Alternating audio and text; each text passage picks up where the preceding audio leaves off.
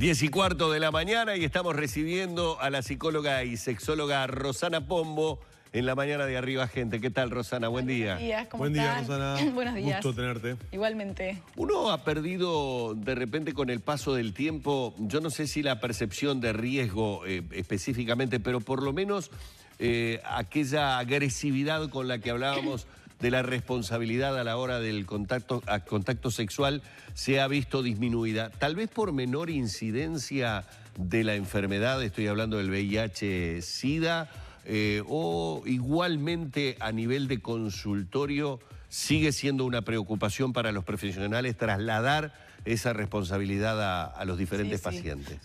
Justamente me pareció muy oportuno hablar de este tema porque los profesionales que trabajamos en sexología, sobre todo los que trabajamos en clínica, los sexólogos y sexólogas, médicos y psicólogos, justamente tenemos el privilegio y la oportunidad de trabajar con pacientes y mujeres y varones que están justamente practicando una vida sexual activa y que vemos muchas veces con preocupación cómo tienen conductas de riesgo que colaboran con la exposición a este virus. Cuando hablamos de conducta de riesgo, que la no protección, el no cuidarse. Ahí está, son varias. Y en realidad, como decías Humberto, también vemos con preocupación que hay un aumento en la incidencia en el contagio a nivel internacional. Entonces nos preguntamos qué es lo que pasa y estas conductas de riesgo, Danilo, lo vemos en la consulta.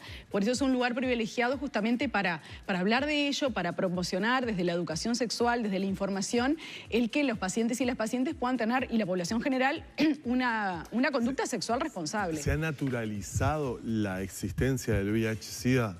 Es decir, se le ha perdido un poco el miedo, por llamarlo de una manera, aunque no es tal vez la expresión correcta. Claro, en realidad no se le ha perdido el miedo porque la población es consciente de que hay un aumento de la incidencia, pero vemos que hay conductas de riesgo y nos preguntamos por qué. Por ejemplo, una de las principales conductas de riesgo que vemos y que generan vulnerabilidad y exposición al contagio del VIH es la inadecuada utilización del preservativo. O sea, la población sabe que es un método de barrera, que es un método anticonceptivo excelente y también que es prácticamente el único método que ayuda a evitar el contagio. Pero hay un inadecuado uso del preservativo. Sabemos que es uno de los métodos anticonceptivos más utilizados, pero justamente la idea es más usarlo como método anticonceptivo que como método para prevenir el contagio de la infección.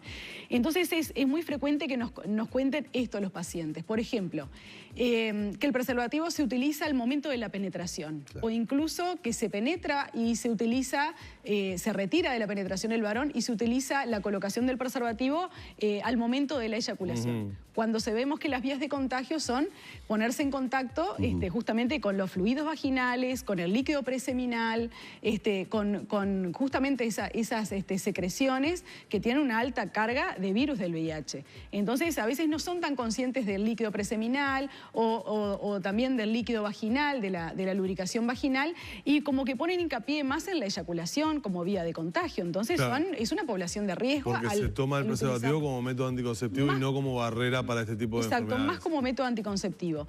Y hay otras conductas de riesgo también en la relación sexual, por ejemplo, el tener varias parejas sexuales ocasionales, que vemos que es una conducta muy frecuente en el inicio del vínculo sexual o en el inicio de un vínculo amoroso, como que parecería que hoy la práctica indispensable es primero tener relaciones sexuales y después se ve si continúa el interés de practicar la vida sexual o de iniciar un vínculo amoroso.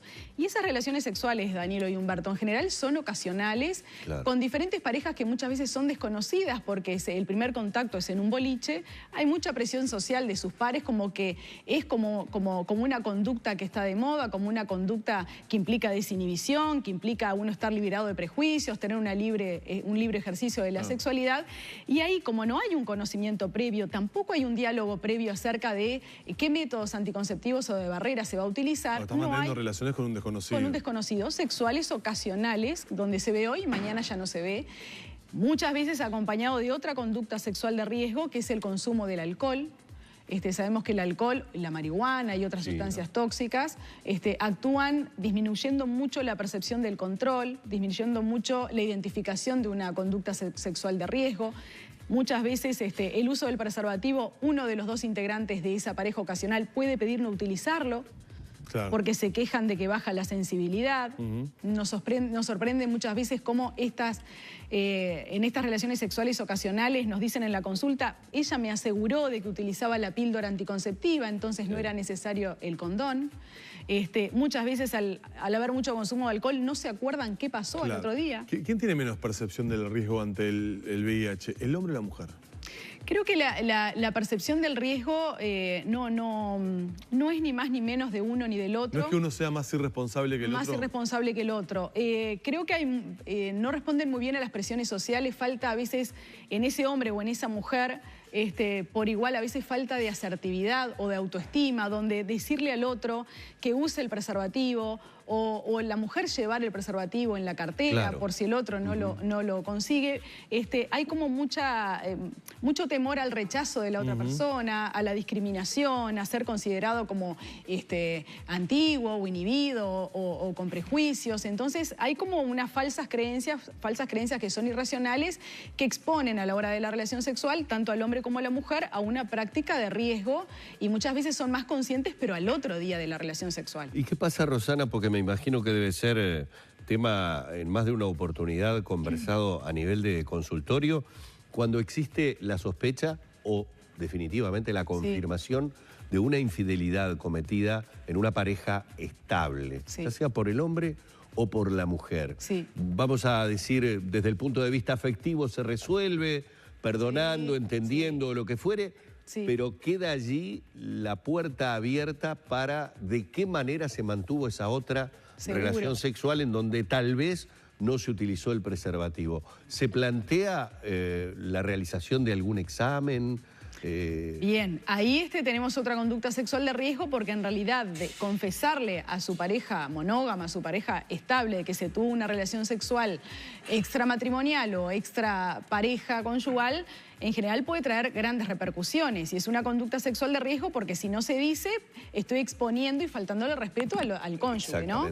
Pero sí vemos en la consulta que es muy frecuente, por ejemplo, un lunes en plenus, que haya de repente muchos varones que tuvieron una relación sexual por fuera de la relación estable, y que quieran hacerse exámenes de ITS para justamente descartar infecciones de transmisión sexual, y acuden con mucha ansiedad y mucho sentimiento de culpa, pero no lo hacen compartiéndolo con la pareja, lo hacen como de forma en secreto.